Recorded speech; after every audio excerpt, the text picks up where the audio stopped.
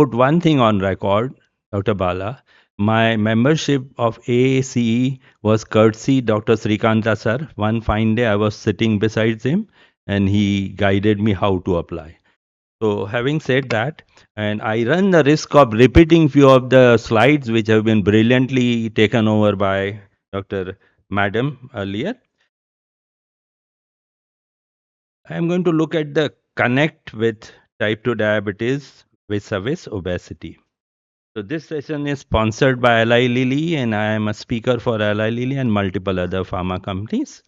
As this slide highlights, over a period of 15 years spanning from 2005 to 2021, the prevalence rates of obesity have exponentially increased in our country.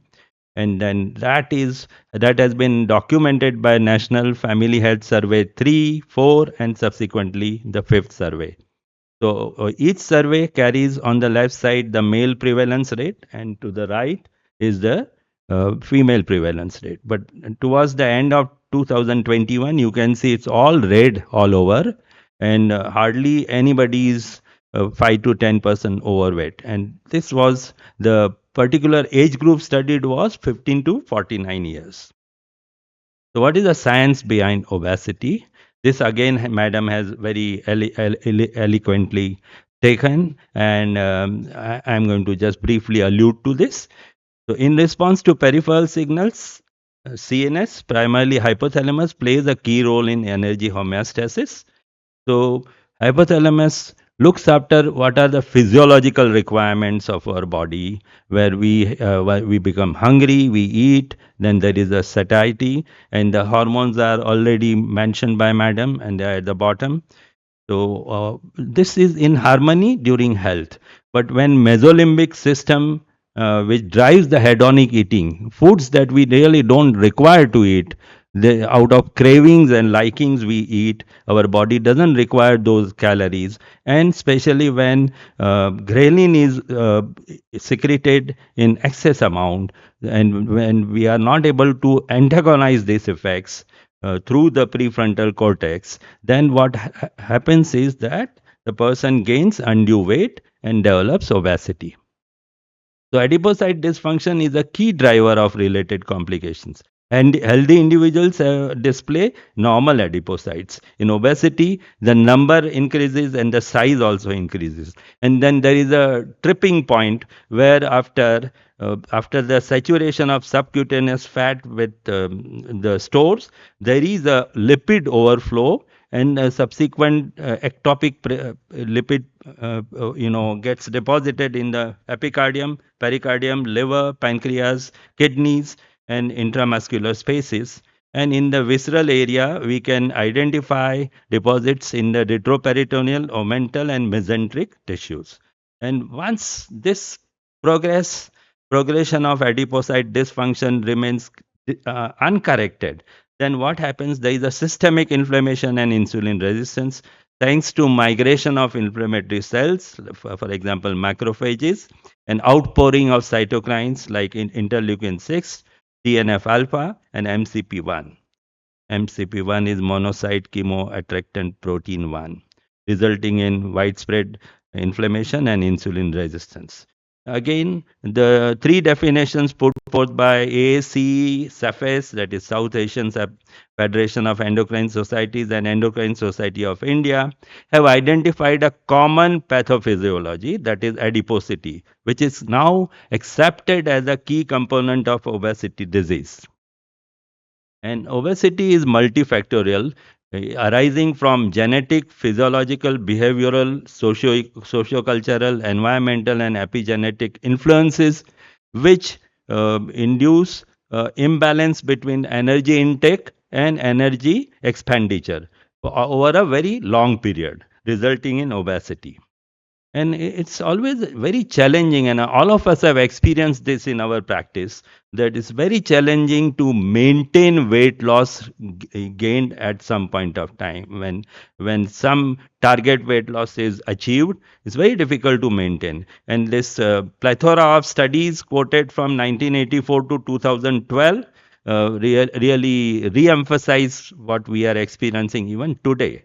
And this was the era where no GLP-1s were available. So, life's combination of lifestyle, intense lifestyle, exercise, and perhaps bariatric surgery studies were included in this particular slide. And the regain happens within almost 5 years post a successful intervention. And why that is happening? Because following weight loss, there is a decrease in energy expenditure and adaptive mechanisms come into play, which increase our hunger, decrease the satiety, and the consequent weight regain is inevitable. And unless we are able to antagonize this particular phenomenon, it sets a tone for a perfect physiological storm for weight regain. WHO has classified obesity as a chronic complex disease defined by excessive adiposity that can impair health. So, adiposity can lead to fat mass disease or sick fat disease. So, sick fat disease is basically also termed adipopathy. And fat mass disease will lead to altered and pathological mechanical forces. And adipopathy will lead to deranged endocrine and immune responses, ultimately accounting for all varied features of obesity as a complex relapsing disease. Indian BMI classification has been very aptly simplified. When our patients touch a BMI of 23 and climb up to 24.9, we label them as being overweight. Any BMI touching 25 up to 29.9 is classified under class 1 obesity, and BMI of 30 and above is classified under class 2 obesity. And then we can always use adjectives like morbid and non-manageable and extreme. Those are secondary as far as our BMI classification is concerned. Now, ideally, all men and should have their waist circumference below 90. Females should have below 80. And when they cross this, that is the first red flag raised. And when waist circumference increases beyond 94 centimeter in men and beyond 80 centimeter in women, the metabolic risk is very appreciably increased. And when this waist circumference climbs up to 102 centimeters in men or above and more than 88 centimeter in the ladies population, there is a significant increase in cardiometabolic risk. So the WHO and IDF have recommended measuring waist circumference in the horizontal plane midway between the lower ribs and the iliac crest in the mid-axillary line. Another ratio that can be of use to our day-to-day practice is waist-hip ratio. So waist-hip ratio cutoffs are the healthy risk in women and men is suppose health risk, I beg your pardon, is low when the women have a, zero 0.08 or lower WHR ratio. And in men, if the waist hip ratio is 0.95 or lower, it is considered acceptable. And the risk increases as these ratios increase, and the risk remains high when in men. In women, the WHR is 0.86 or higher, and in the gentleman, it is 1 or higher. So, how to measure WHR has been recommended by WHO, World Health Organization. It suggests waist circumference must be measured, as I already mentioned, and the hip circumference at the level of widest circumference over the great trochanterus. It should be greater trochanterus. Now, a tale of two friends. We have two equally aged, equally weighing persons with different heights, and giving them a different BMI. So the first gentleman, Mr. Arjun, with a BMI of 35, is still spared. He has not developed any significant comorbidities which are attributable to obesity. So obesity related risk factors such as elevated blood pressure or mild sleep apnea he has, but no significant functional limitations or comorbidities. That puts him in EOSS, that is Edmonton Obesity Staging System, stage 1. And if you look at the other gentleman, Mr. Raman, he is almost same age, same weight, but taller with a lower BMI, yet He has by now developed type 2 diabetes, hypertension, significant functional limitations, putting him in under the stage 2 of EOSS classification. So Edmonton obesity staging system basically is simple to use in our day-to-day practice. Stage 0 is there are no medical, mental or functional issues. Stage 1, there are subclinical issues to be tackled. Stage 2, the patient comes with clinical evidence of, end organ establish disease, and stage 3 is severe disease, stage 4 is end stage disease. So not a difficult classification to adopt. And obesity and related complications, we have metabolic issues, mechanical issues and mental issues. So these are the 3 M's to be appreciated. So the color codes will simplify my effort. Metabolic is all blue. So metabolic issues like MSLD, cancers, gallstones, infertility, host of cardiovascular diseases like strokes, dyslipidemia, hypertension, CAD, pulmonary embolism, HFpEF, type 2 diabetes as well as pre-diabetes, thrombosis and gout. Then we have mental challenges like depression and anxiety, which are again we confront in many patients with diabetes even without obesity. And then you have you see mechanical issues like which present as gastroesophageal reflux disease, physical functioning limitations. You have incontinence and knee OA and obstructive sleep apnea or chronic back pain. So what are the treatment guidelines and recommendations? So Obesity Medicine Association recommend that we should stringently examine every patient, look at the BMI, look at the waist circumference, which have been specified differently for our population. And both of us, the first honorable speaker and myself, have attempted to share with you. And so thoroughly assessing overweight or obesity patients with medical history, physical exam, and relevant labs is absolutely mandatory. And routine labs should include fasting blood glucose, HbA1c, lipids, liver enzymes, electrolytes, creatinine, blood urea nitrogen, TSH, blood counts, urine albumin, uric acid, and vitamin D levels. So we all appreciate that obesity is a chronic disease that can impact diverse weight related complications. So the reverse is also true. Once we lose weight, we are going to benefit some of this listed comorbidities. So the most prominently benefited comorbidities happen to be hypertension, dyslipidemia, cardiovascular outcomes, and hyperglycemia or type 2 diabetes. So if we are able to induce 10 to 15% weight loss from baseline, probably all these maladies will continue to decrease at a rate of more than 15% and consistently.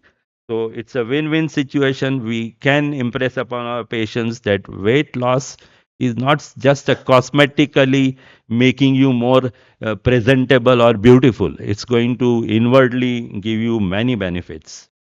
The current management strategies include dietary advice, physical activity, lifestyle changes, behavioral therapy, and then prominently, presented here pharmacotherapy, which is why we are all in this boardroom, and bariatric surgery. So obesity and type 2 diabetes cross connect, and this is the crux of my brief talk. So factors affecting islet function and connecting obesity and type 2 diabetes. So expanding white adipose tissue, hypertrophic white adipose tissue leads to excess non-esterified fatty acid secretion and outpouring of pro-inflammatory cytokines and adipokines like TNF alpha, interleukin 2, interleukin 6, and leptin. All these will act at pancreas. Initially, there may be a beta cell functional challenge, initial hyperinsulinemia. At the liver, there may be lipid accumulation, fat deposition, and increase in lipogenesis in liver per se. And then at the skeletal muscle, there will be increase in lipid accumulation, intramuscular lipids. That's again one target of the therapies, and decrease in glucose uptake and glucose oxidation. All these will culminate into hyperglycemia, typically of type 2 diabetes.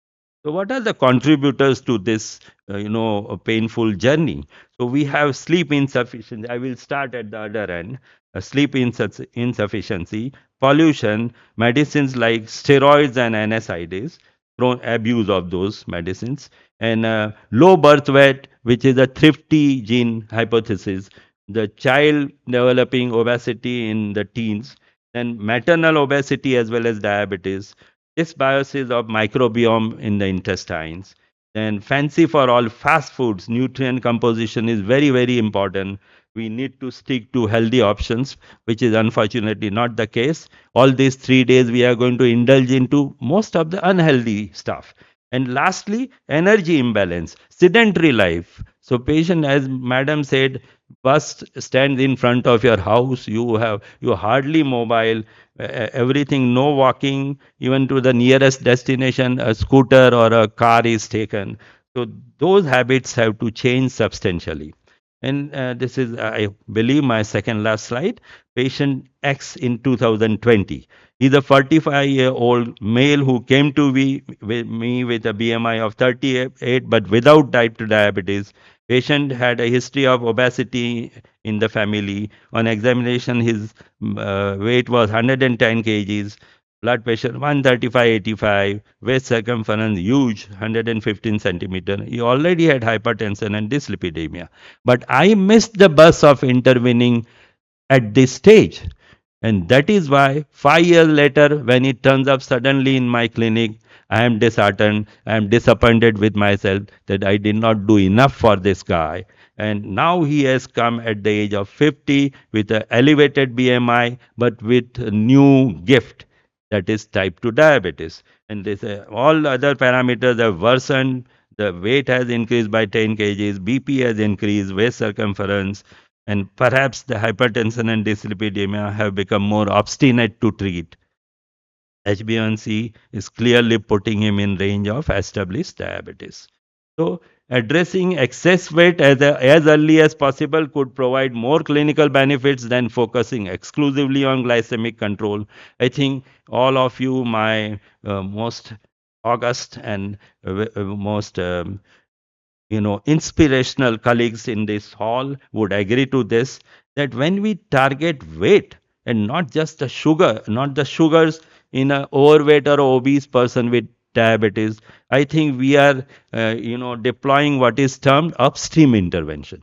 So before a person with overweight and or obesity and pre-diabetes, if we just don't focus on glucose alone and we primarily focus on the weight, we will be able to reduce the risk of development of weight-related complications listed at the left, like type 2 diabetes, dyslipidemias, hypertension, CAD, OSA, MASH, and osteoarthritis. In early weight loss for type 2 diabetes can also facilitate what is now very famously known as remission, and this would apply best to a overweight obese person with pre-diabetes. I think that's a game changer. And if I am obsessed with just pursuing the sugars, pushing his HbA1c to less than 7, then probably I will end up maybe avoiding microvascular complications for some time, and very to a lesser extent probably avoiding some macrovascular insults, but that will be termed a downstream intervention. So my key takeaways, all honorable colleagues, type 2 diabetes and obesity are chronic multifactorial diseases. Dysfunctional adipocytes contribute significantly to obesity-related complications such as insulin resistance, CVD, and generalized inflammation. Early treatment of obesity helps prevent or reduce the risk of not only type 2 diabetes but associated complications as well. Implementing targeted strategies in obesity treatment can help mitigate complications and improve overall health outcomes for individuals struggling with excessive uh, adiposity. Successful weight management involves addressing not only biological factors, but also looking at the psyche of the patient and motivating the patient to adopt a healthy lifestyle. And we have to, that makes a component of targeted personalized approach or a personalized intervention plan for addressing diabetes. So thank you very much, ladies and gentlemen, for your